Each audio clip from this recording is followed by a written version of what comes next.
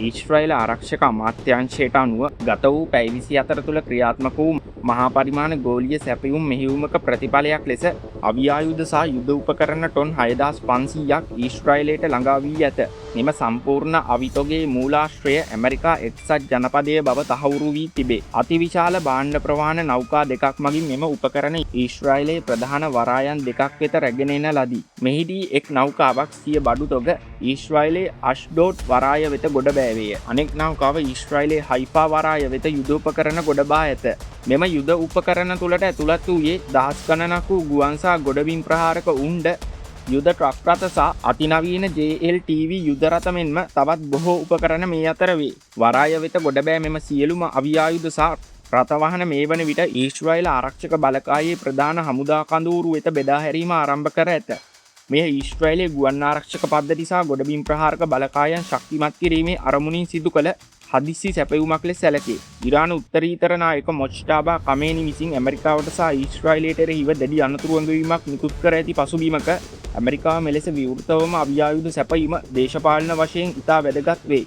ජනාධිපති ට්‍රම්ප් විසින් ඉරානයට එරෙහිව නාවික අවහිරතාවය දිගටම පවත්වාගෙන යන බව පැවසීමෙන් පසු ඊශ්‍රායලයේ ශක්තිමත් කිරීම හරහා ඉරානයට ඍජු පණිවිඩයක් ලබා දීමට ඇමරිකාව උත්සාහ කරයි. Fox News වාර්තාවලට අනුව ඇමරිකානු මධ්‍යම විධානයේ අනදෙන නිලධාරී අඩ්මිරාල් බ්‍රැඩ් කූපර් සහ ඒකාබද්ධ මාන්දලික ප්‍රධානීන්ගේ සභාපති ජෙනරාල් ඩෑන් කේන් ඊයේ රාත්‍රියේ දබල මන්දිරයේදී ජනාධිපති ට්‍රම්ප් හමු වී ඇත.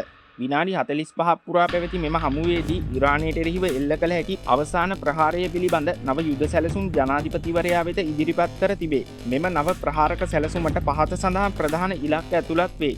ඒ අනුව ඉරානය සතුව ඉතිරිව ඇති ප්‍රධාන යුද බලය නිසා මිසයිල මධ්‍යස්ථාන, ඉරාන දේශපාලන සහ හමුදා නායකයින් රැඳී සිටින මධ්‍යස්ථාන, රටේ ආර්ථිකයට සහ යුද ශක්තියට බලපාන ප්‍රධාන යටිතල පහසුකම්. NBC පුවත් සේවයේ වාර්තා කරන පරිදි මෙම යුද සැලසුම් සාකච්ඡා කරන අතරතුර ට්‍රම්ප් පරිපාලනයේ විසින් අතිශය පුදුම සහගත තීරණයක් ගෙන ඇත.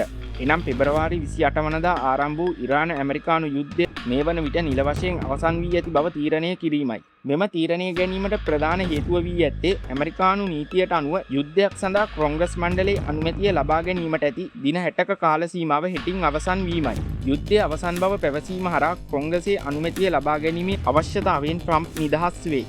යුද්ධය නිල වශයෙන් අවසන් වූවද ත්‍රස්ත විරෝධී හා ආත්මාරක්ෂක පදනම යටතේ ඉරානයට ප්‍රහාර එල්ල කිරීමට ජනාධිපතිවරයාට තවමත් නීතිමය ඉඩකඩ පවතී.